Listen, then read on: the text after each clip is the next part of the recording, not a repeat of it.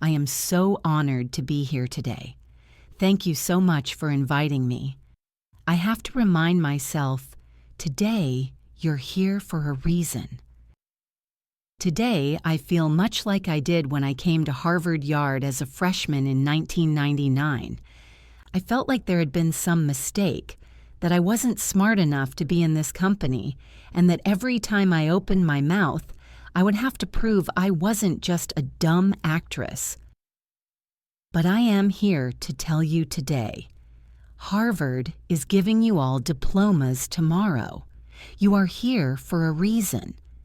Sometimes your insecurities and your inexperience may lead you, too, to embrace other people's expectations, standards, or values.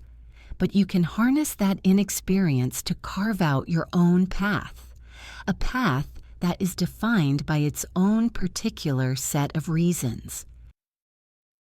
The other day, I went to an amusement park with my soon-to-be 4-year-old son, and I watched him play arcade games. He was incredibly focused, throwing his ball at the target.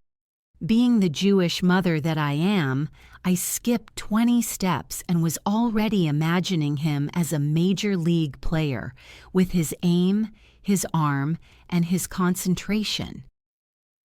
But then I realized that when he won, he was playing to trade in his tickets for the crappy plastic toys. The prize was much more exciting than the game to get it.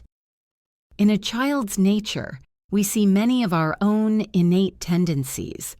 I saw myself in him, and perhaps you do too. Prizes serve as false idols everywhere. Prestige, wealth, fame, power. You'll be exposed to many of these, if not all. When I got to Harvard just after the release of Star Wars Episode 1, I feared people would assume I'd gotten in just for being famous, and they would think I was not worthy of the intellectual rigor here. It wasn't far from the truth. When I came here, I had never written a 10-page paper before. I was overwhelmed and thought that reading 1,000 pages a week was unimaginable, that writing a 50-page thesis was something I could never do. I've been acting since I was 11, but I thought acting was too frivolous and certainly not meaningful. I came from a family of academics and was very concerned about being taken seriously. So freshman fall, I decided to take neurobiology and advanced modern Hebrew literature because I was serious and intellectual. But as I was fighting my way through the mechanisms of neuroresponse, I saw friends around me writing papers on pop culture magazines and professors teaching fairy tales and The Matrix. I realized that seriousness for seriousness' sake was its own kind of trophy. There was a reason that I was an actor. I love what I do. When I got to my graduation, I admitted to myself that I couldn't wait to go back and make more films. I wanted to tell stories, to imagine the lives of others and help others do the same. You have a prize now. The prize is a Harvard degree in your hand. But what is your reason behind it? For me, my Harvard degree represents the curiosity and invention that were encouraged here, and the friendships I've sustained. It's easy now to romanticize my time here, but I had some very difficult times here too. There were several occasions when I started crying in meetings with professors. There were moments when I took on the motto for schoolwork, done, not good. If only I could finish my work, I felt that I'd accomplished a great feat. I repeated to myself, done, not good. In my professional life, it also took me time to find my own reasons for doing my work. The first film I was in came out in 1994. I was 13 years old upon its release. The film had universally tepid critical response and went on to bomb commercially. That film was called The Professional, or Léon in Europe. Today, 20 years and 35 films later, it is still the film people approach me about the most, to tell me how much they loved it, how much it moved them, and how it's their favorite movie. I feel lucky that my first experience of releasing a film was initially such a disaster by all standard measures. I learned early that my meaning had to be from the experience of making the film and the possibility of connecting with individuals rather than the foremost trophies in my industry, financial and critical success. Also, those initial reactions could be false predictors of your work's ultimate legacy. I started choosing only jobs I was passionate about and from which I knew I could glean meaningful experiences. By the time I got to making Black Swan, the experience was entirely my own. I felt immune to the worst things anyone could say or write about me, and to whether an audience felt like going to see my movie or not.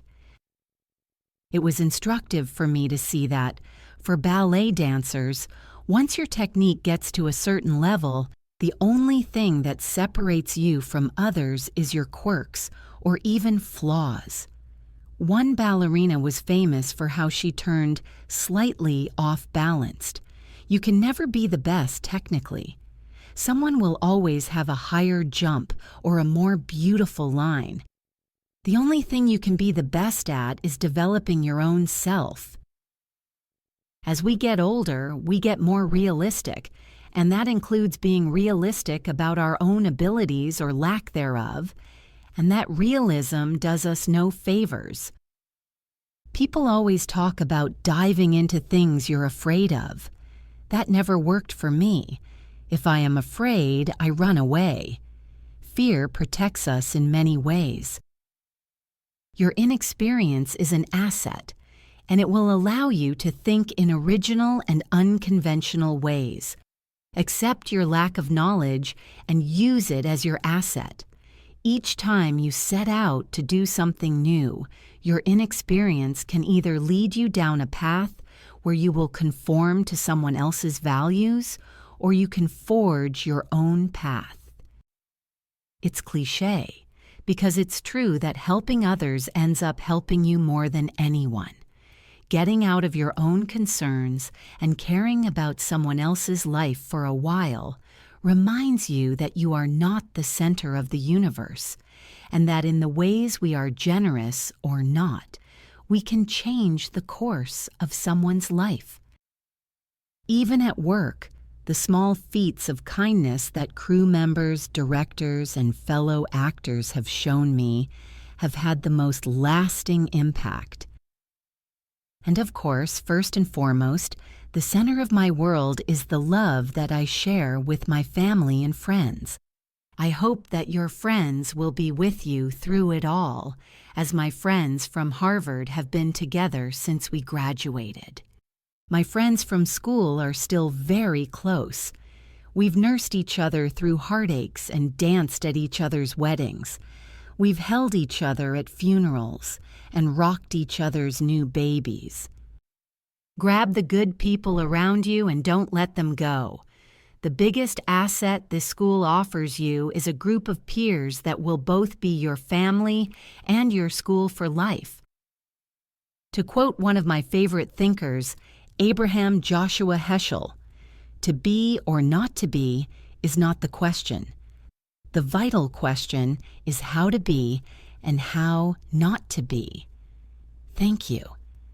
I can't wait to see how you do all the beautiful things you will do.